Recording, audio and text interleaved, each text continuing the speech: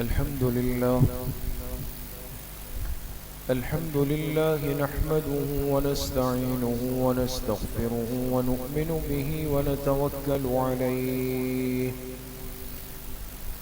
ونعوذ بالله من شرور أنفسنا ومن سيئات أعمالنا من يهده الله فلا مضل له ومن يضلل فلا هادي له ونشهد أن لا إله إلا الله وحده لا شريك له ونشهد أن سيدنا وسندنا ونبينا ومولانا محمدا عبده ورسوله صلى الله تعالى عليه وعلى آله وأصحابه أجمعين أما بعد فأعوذ بالله من الشيطان الرجيم بسم الله الرحمن الرحيم لقد رضي الله عن المؤمنين إذ يبايعونك تحت الشجرة فعلم ما في قلوبهم وأنزل السكينة عليهم وأثابهم فتحا قريبا وقال رسول الله صلى الله عليه وسلم لكل نبي رفيق ورفيقي في الجنة عثمان صدق الله وصدق رسوله النبي الكريم ونحن على ذلك لمن الشاهدين والشاكرين والحمد لله رب العالمين. درود شریف پڑھ لیں. اللهم صل على محمد وعلى آل محمد كما صليت على إبراهيم وعلى آل إبراهيم إنك حميد مجيد. اللهم بارك على محمد وعلى آل محمد كما باركت على إبراهيم وعلى آل إبراهيم إنك حميد مجيد. میرے محترم دوستو، بھائیوں اور بزرگوں، الحمدللہ ذوالحجہ کے مہینے کا جو بڑا اور اہم عمل ہے، قربانی کا عمل، وہ تقریباً اپنے اختتام پر ہے، اور آج ایام النحر میں تیسرا اور آخری دن ہے. یعنی آج کی مغرب تک اگر کوئی مسلمان قربانی کرنا چاہتا ہے تو اس کے پاس مغرب تک کی گنجائش ہے، وہ کر سکتا ہے. سب سے محبوب اور قیمتی جانور کی قربانی اللہ پاک نے اپنے بندوں سے مانگی، اور امت نے کوشش کی، مسلمان نے کوشش کی کہ اپنا مال خرچ کرے، اپنا وقت خرچ کرے،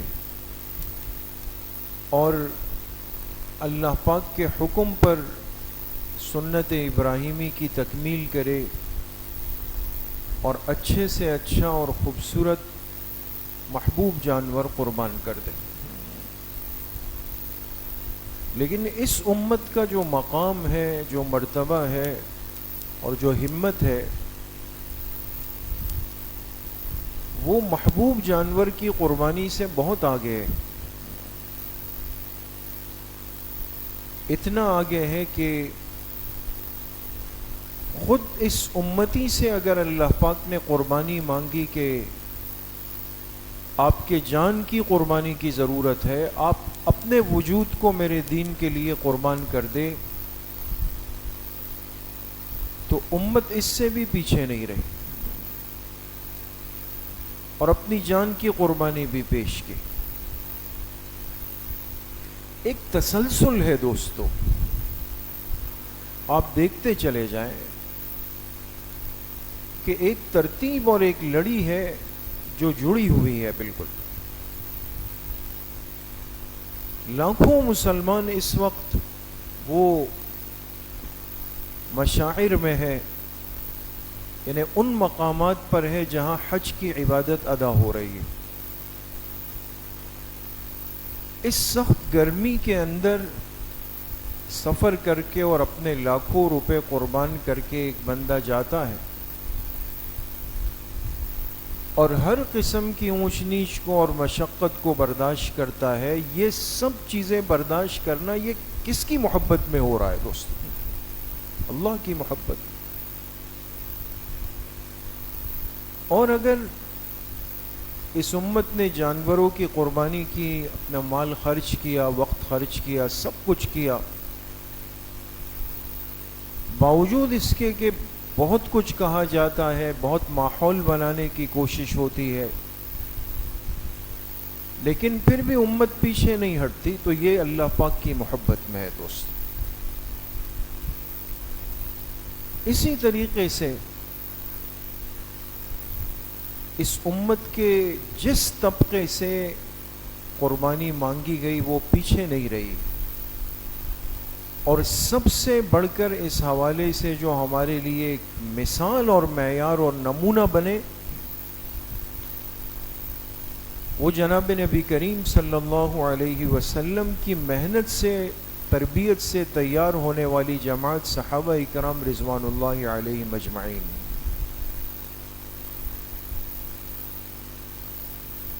18 ذو الحجہ وہ شہادت کا دن ہے اس امت کے ایک بہت بڑی ہستی کا،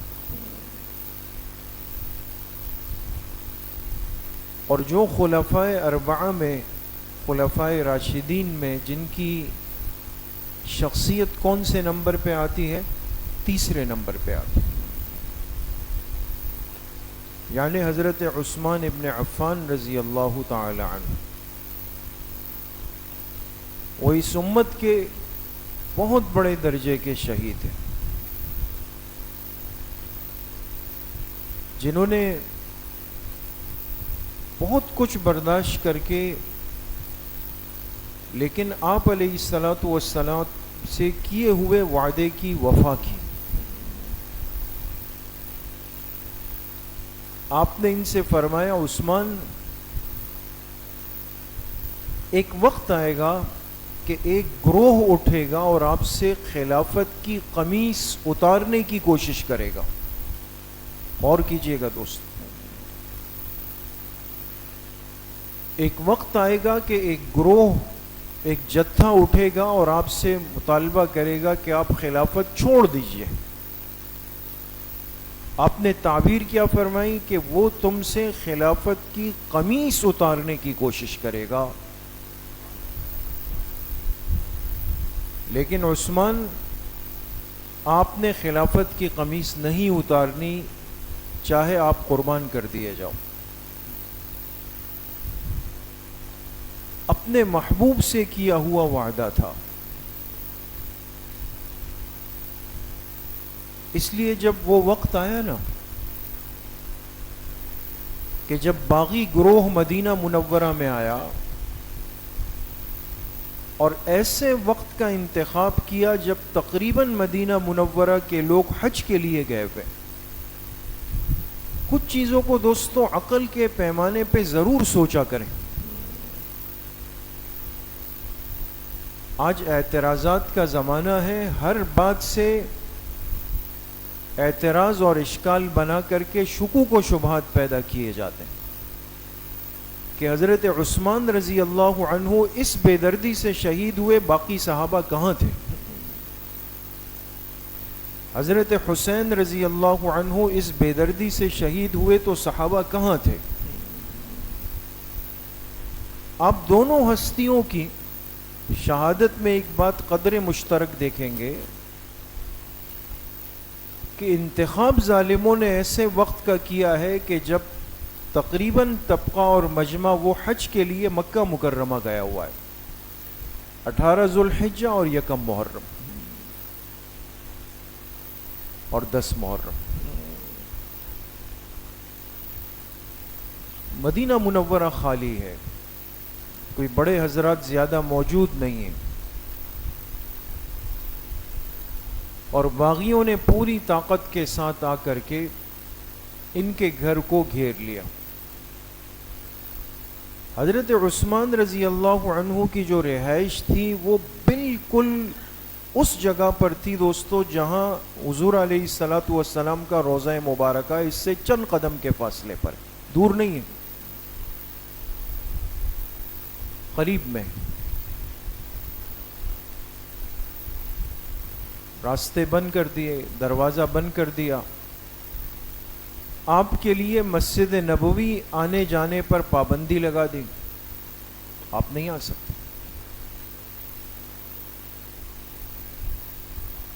ایک صحابی ہے حضرت مغیرہ ابن شعبہ رضی اللہ عنہ، یہ بڑے صحابہ میں سے، یہ مدینہ منورہ کے اندر تھے۔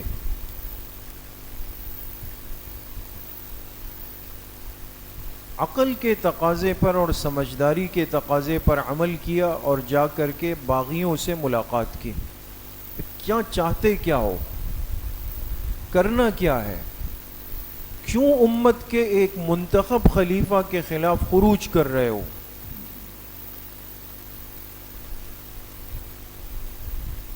انہوں نے کہا ہمارا ایک مطالبہ ہے کہ عثمان خلافت چھوڑ دے اور یہاں سے نکل جائے۔ اب دیکھیں پیچھے جائیں، حضور علیہ السلام نے کیا فرمایا تھا؟ ایک وقت آئے گا یہ باغی گروہ آپ سے تقاضا کرے گا کہ خلافت کی قمیص اتار دیجئے، آپ اتر آئیں، بس یہ ہٹ جائیں خلافت سے، پھر ہم جانے نظام ریاست جانے، کوئی لڑائی نہیں۔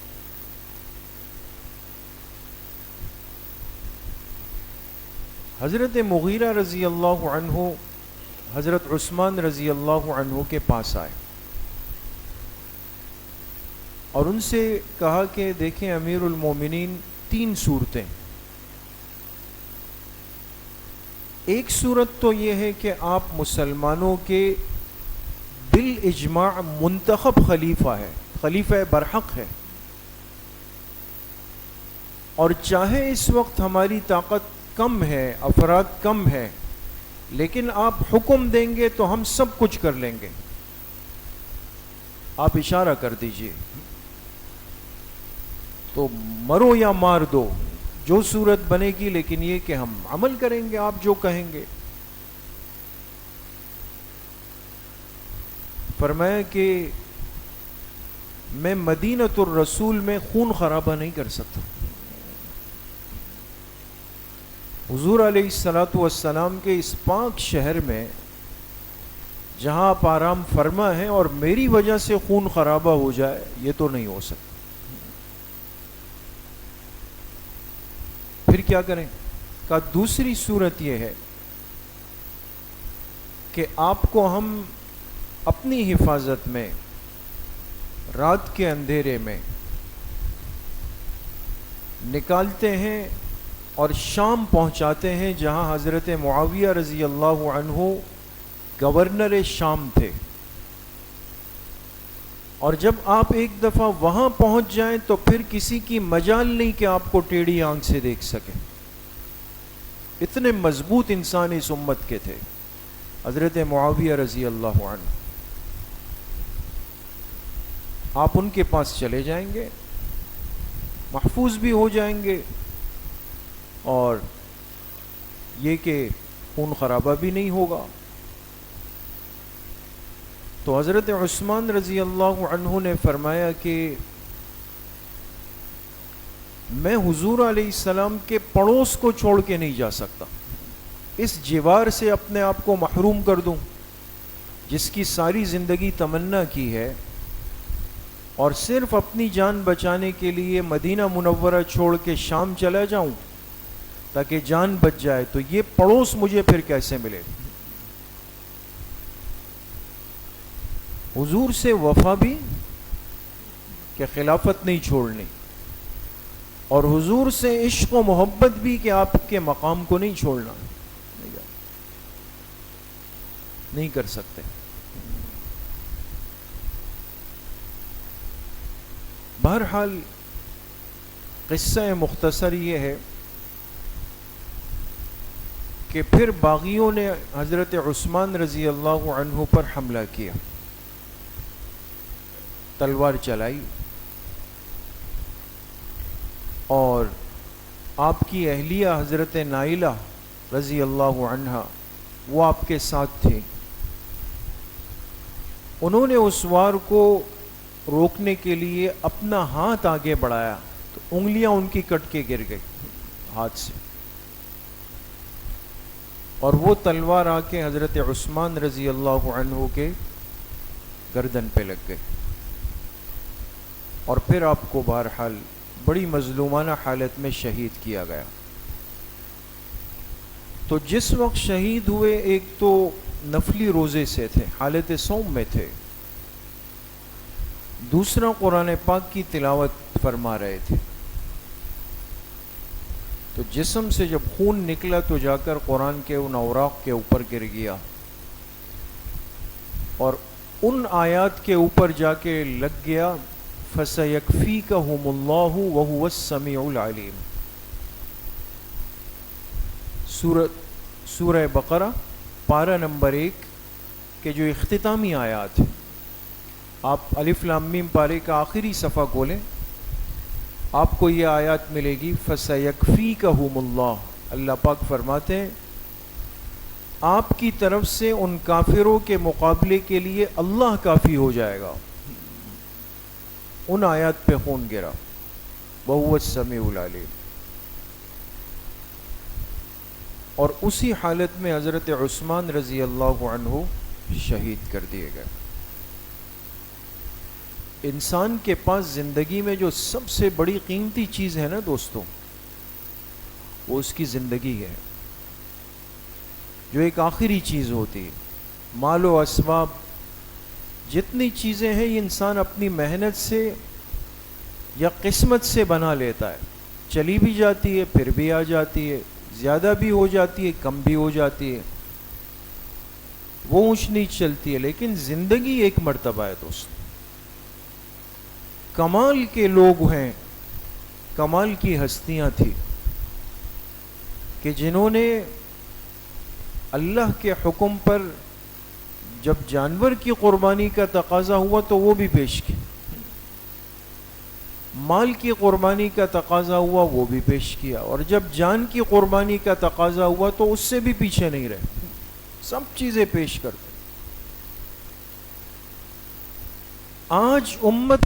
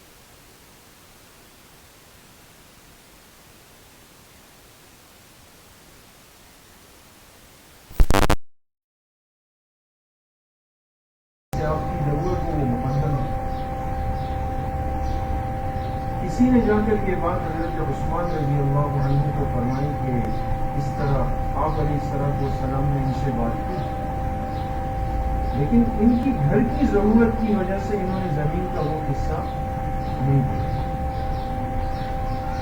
حضرت عثمان رضی اللہ عنہ گئے اور اس انصاری صحابی سے اکیلے میں ملاقات کی اور ان سے اس زمین کے ٹکڑے کی قیمت، رائج قیمت معلوم کی.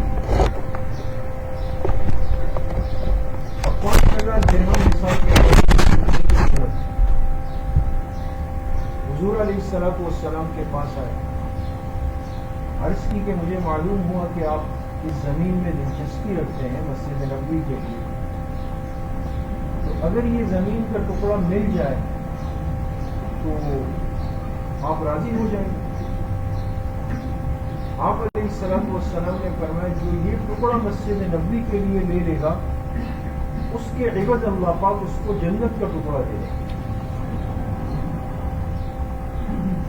حضرت عثمان رضی اللہ عنہ گئے اور وہ 5000 درہم والی زمین 10,000 درہم میں خرید کر لی اور لا کر آپ علیہ السلام کو پیش کر دی اور فرمایا کہ آپ اس کو قبول فرما لیں اور مسجد نبوی کی تعمیر میں جتنا حصہ ہو جو ترتیب ہو وہ عثمان کے مال سے خرچ ہو جائے۔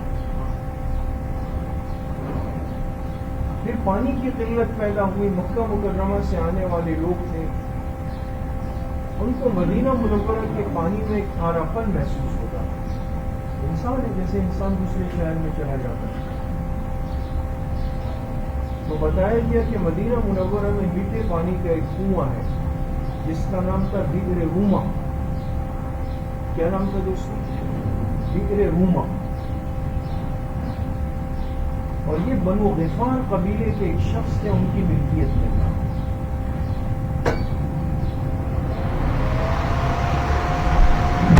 آپ علیہ السلام نے فرمایا میں اس کا بئر روما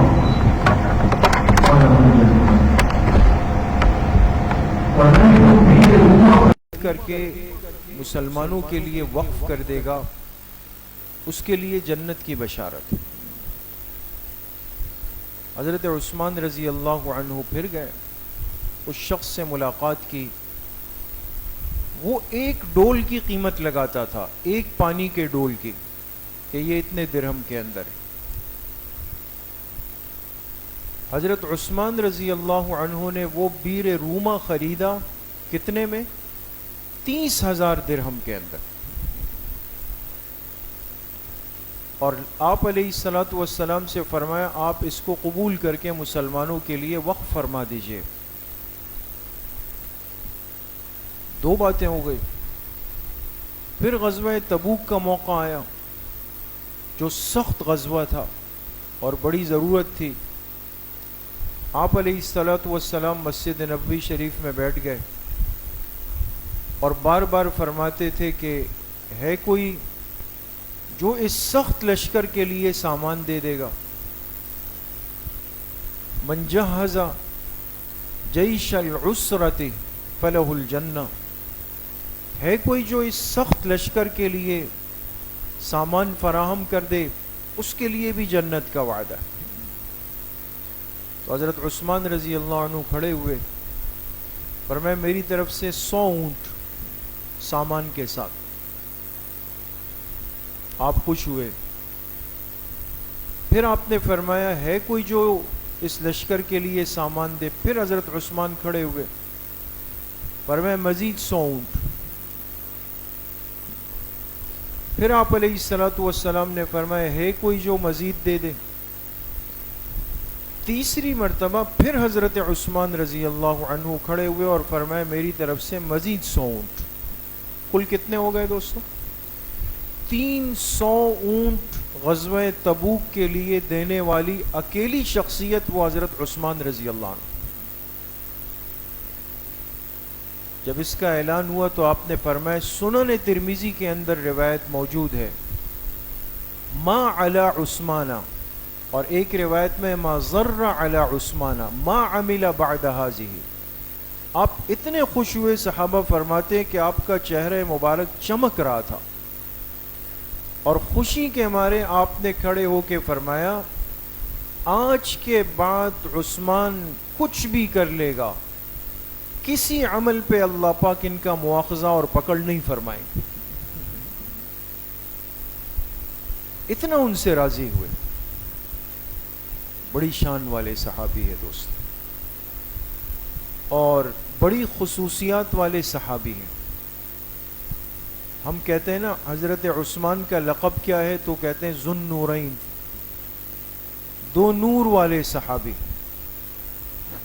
دو نور والے اس لیے کہ وہ واحد شخصیت ہے کہ جن کے نکاح میں وقت کے پیغمبر کی 2 بیٹیاں آئی، ورنہ علماء نے تحقیق کی ہے کہ حضرت آدم علیہ السلام سے لے کر آپ علیہ الصلاۃ والسلام تک جتنے انبیاء کی اولادیں ہیں، اولاد انسا ہے، ان کی بیٹیوں کے نکاح امتی کے ساتھ ہوتے ہیں۔ بات سمجھ میں آ رہی؟ پیغمبر کی بیٹیوں کے نکاح اس پیغمبر کے امتی کے ساتھ ہوں گے، یہ اللہ کا ضابطہ ہے۔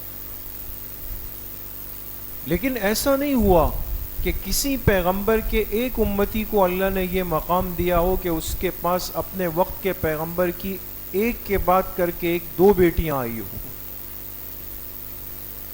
یہ صرف حضرت عثمان رضی اللہ عنہ، پہلے حضرت رقیہ رضی اللہ عنہ، ان کا نکاح فرمایا۔ ان سے ایک بیٹا پیدا ہوا، اس بیٹے کا نام رکھا گیا عبداللہ، عبداللہ بن عثمان۔ تو اب آپ یہ بتائیں کہ یہ جو عبداللہ ہے یہ حضور علیہ السلام کے کیا ہوئے رشتے میں؟ جی نواسے۔ بیٹی کی اولاد نواسا ہے یا نواسی ہے؟ یہ بھی نواسے ہیں حضور علیہ السلام۔ غزوہ بدر کا موقع آیا تو حضرت رقیہ بیمار ہو گئی، شدید بیمار ہو گئی۔ سب جا رہے تھے، حضرت عثمان رضی اللہ عنہ نے بھی تیاری کی۔ آپ نے فرمایا عثمان آپ رک جائیں، آپ میری بیٹی کا دھیان رکھیں، آپ خیال رکھیں اور پریشان نہ ہوں۔ حضرت عثمان رک گئے۔ صحابہ فرماتے ہیں کہ راستے میں کوئی مشکل جگہ آتی، کوئی مقام آتا تو آپ علیہ الصلاۃ والسلام فرماتے تھے کچھ لوگ ایسے ہیں جو اس مشکل جگہ میں ہمارے ساتھ نہیں ہیں لیکن اجر میں وہ ہمارے ساتھ، تاکہ حضرت عثمان کو تسلی رہے پیچھے۔ اور جب واپسی ہوئی اور مال غنیمت تقسیم ہوا، آپ علیہ السلام نے حضرت عثمان کا مستقل حصہ الگ فرمایا۔ فرمایا اللہ پاک نے آپ کو وہی مقام دیا جو بدر میں شریک ہونے والوں کا مقام، آپ اس سے محروم نہیں۔ پھر حضرت ام کلثوم رضی اللہ عنہا جو آپ علیہ السلام کی تیسرے نمبر کی صاحبزادی ہے، ان کا نکاح ہوا۔ ان کے ہاں اولاد نہیں ہوئی، وہ بھی فوت ہو گئی۔ پھر آپ علیہ الصلاۃ والسلام نے فرمایا کہ اگر میری 40 بیٹیاں ہوتی، ایک روایت میں 40 ہے اور ایک میں 100 بناتن، اگر میری 40 بیٹیاں ہوتی یا 100 بیٹیاں ہوتی، میں ایک ایک کر کے سب عثمان کے نکاح میں دے دیتا۔ اس لیے میرے عزیزو دوستو بزرگو، ان شخصیات کے تذکرے ہونے چاہیے۔ یہ اس امت کے محسنین ہیں، ان کی قربانیوں کی برکت ہے کہ آج یہ دین ایک محفوظ، مضبوط اور خوبصورت شکل میں امت تک پہنچا ہوا۔ تو 18 ذوالحجہ یہ یوم شہادت ہے حضرت عثمان غنی رضی اللہ تعالی عنہ کا۔ اللہ کریم مجھے بھی آپ سب کو صحیح عمل کی توفیق نصیب فرمائے۔ الحمدللہ رب العالمین، والصلاۃ والسلام۔